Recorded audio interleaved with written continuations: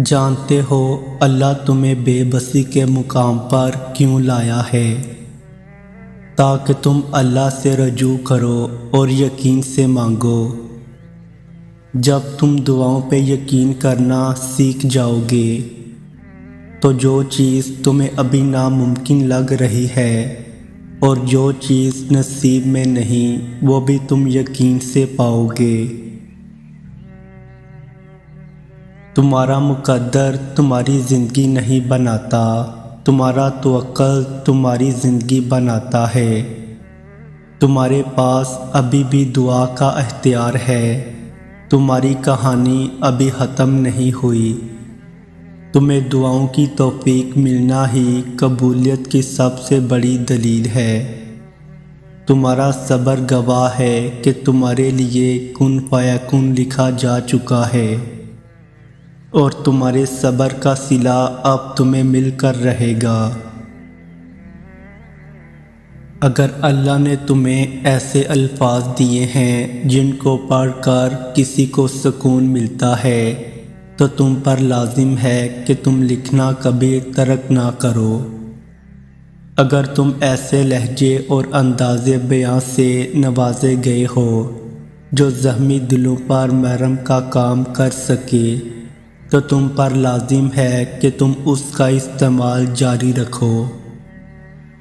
قدرت جو بھی تم سے کام اپنی مخلوق کی خاطر لے رہی ہے وہ چپ چاپ کرتے رہو۔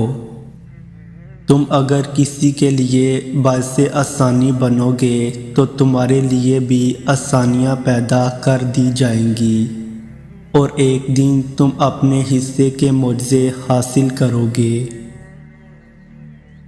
دعاؤں سے فوراً معجزے نہیں ہو جاتے، دعائیں آہستہ آہستہ تمہارے لیے اسباب بناتی ہیں اور پھر تمہیں اس مقام تک لے کر جاتی ہیں جہاں معجزے ہوتے ہیں، جہاں تمہارے یقین کے سامنے تمہارا نصیب بھی گھٹنے ٹیک دیتا ہے اور اللہ کن فرما دیتا ہے۔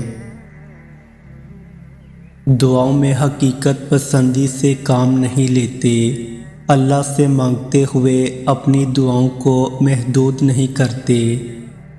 جب اس بادشاہ سے مانگتے ہیں تو کھل کر مانگتے ہیں، پھر ممکن یا ناممکن نہیں دیکھتے، پھر یہ نہیں سوچتے کہ آپ کی دعاؤں اور آپ کے درمیان کتنے بلند پہاڑ رکاوٹ بن کر کھڑے ہیں، یا پھر کتنے میلوں کے فاصلے ہیں، یا پھر کتنی کھائیاں عبور کرنی ابھی باقی ہیں۔ جب توکل کرتے ہیں تو پھر یہ سب نہیں دیکھتے، پھر بس اسباب بنانے والے کی خاطر دیکھتے ہیں اور اس کی شان اور اس کی قدرتوں کو ذہن میں رکھ کر اس سے التجا کرتے ہیں۔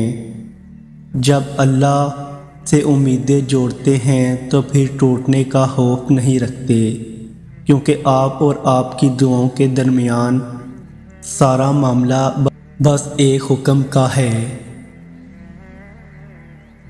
سورۃ الکہف میں ہمارے لیے 4 اہم سبق ہیں۔